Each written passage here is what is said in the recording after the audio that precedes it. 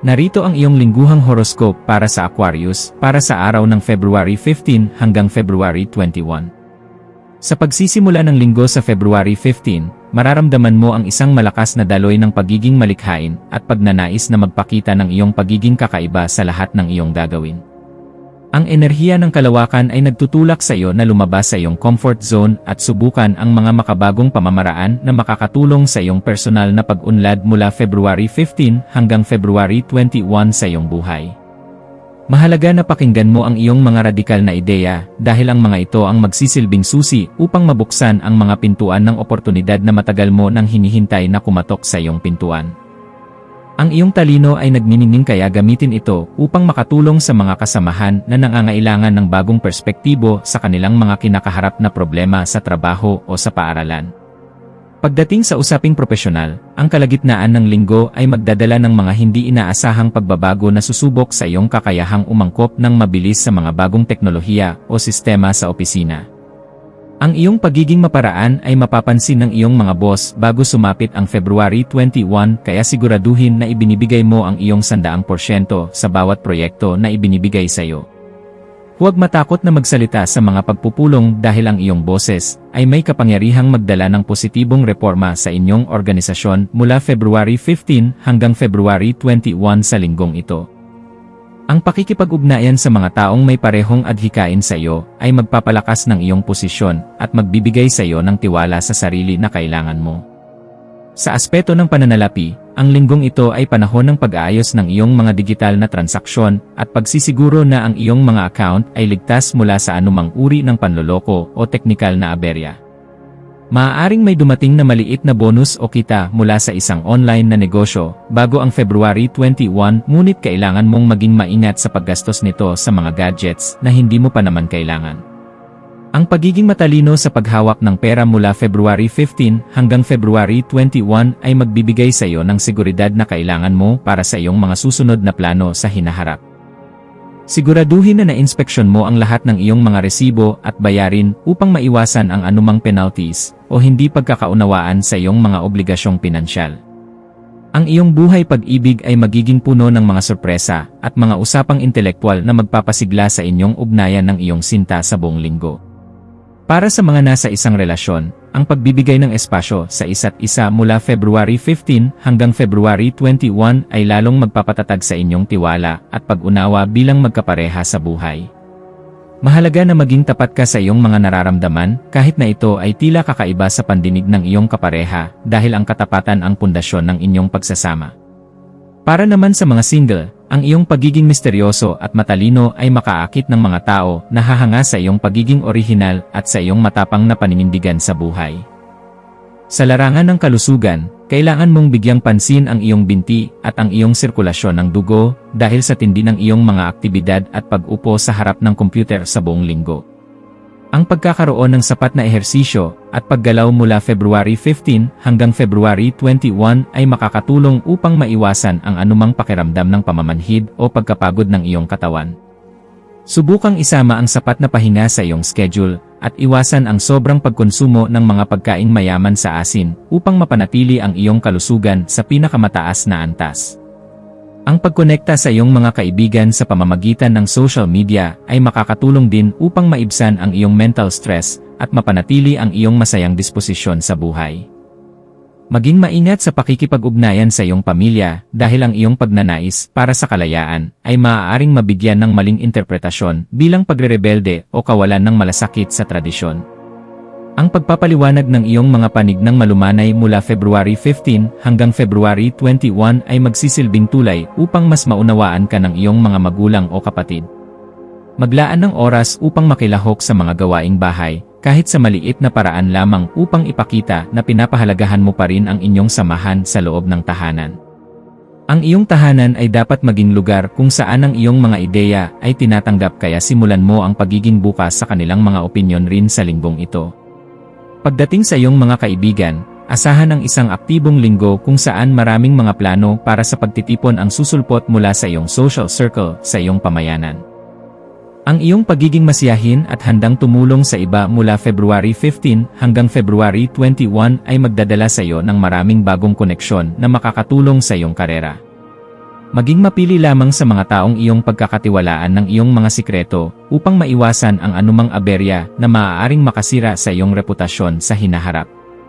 Ang pakikipag-usap sa isang matalik na kaibigan tungkol sa iyong mga pangarap ay magbibigay sa iyo ng bagong inspirasyon at lakas ng loob na magpatuloy sa iyong mga laban.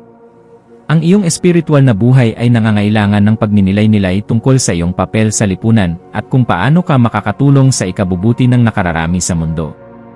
Ang paglalaan ng oras sa katahimikan mula February 15 hanggang February 21 para sa meditasyon ay magdadala ng kailinawan sa iyong isipan tungkol sa iyong tunay na misyon.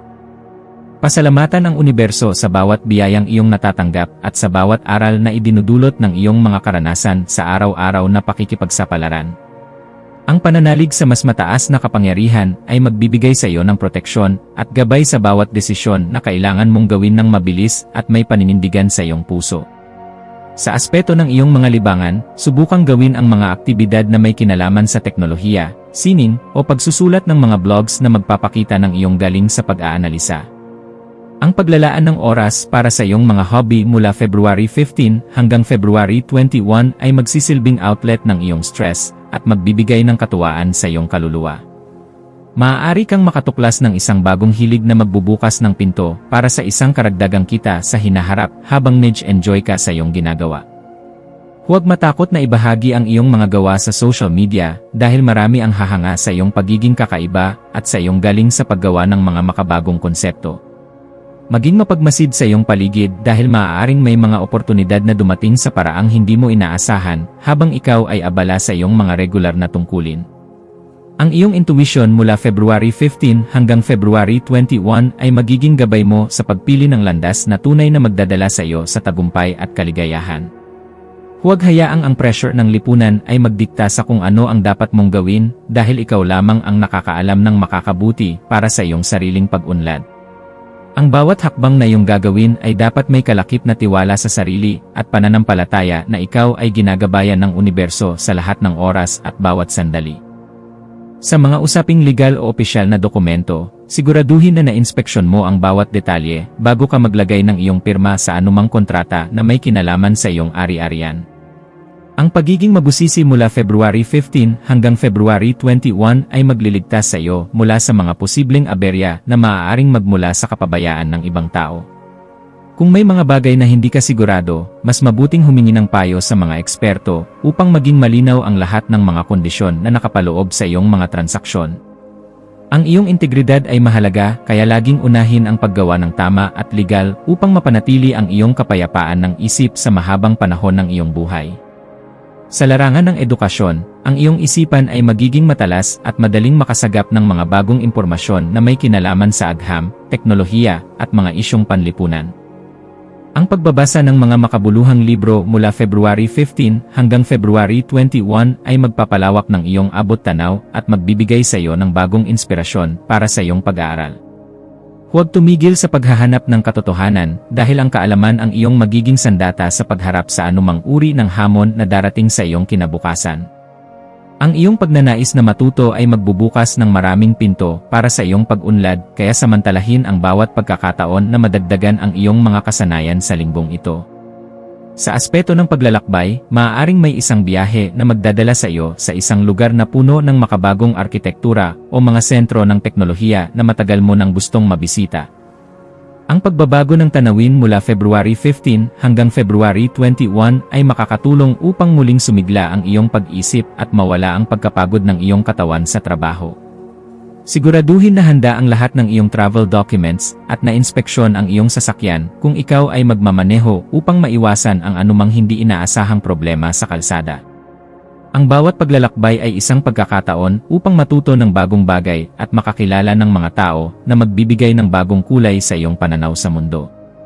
Maging tapat sa iyong sarili at huwag mong piliting magustuhan ang mga bagay na alam mong hindi naman makakatulong sa iyong paglago bilang isang malayang individual sa mundong ito.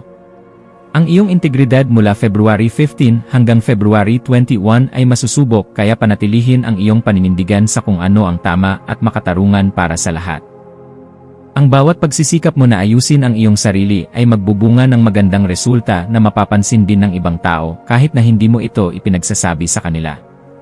Manatiling matatag sa gitna ng mga pagbabago at laging tandaan na ang bawat katapusan ay simula lamang ng isang mas magandang kabanata sa iyong buhay na puno ng pag-asa.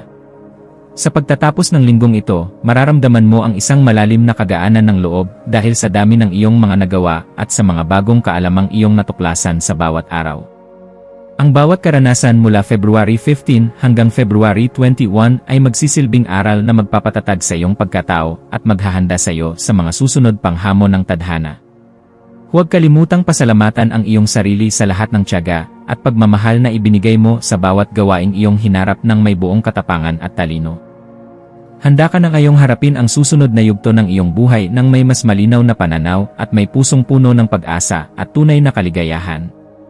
Ang maswerteng numero para sa iyo sa buong linggong ito ay 11 dahil ito ay sumisimbolo sa inspirasyon at intuisyon, habang ang kulay na electric blue ang magdadala sa iyo ng dagdag na sigla at proteksyon sa lahat ng iyong mga pakikipagsapalaran mula simula hanggang sa huling bahagi ng linggo.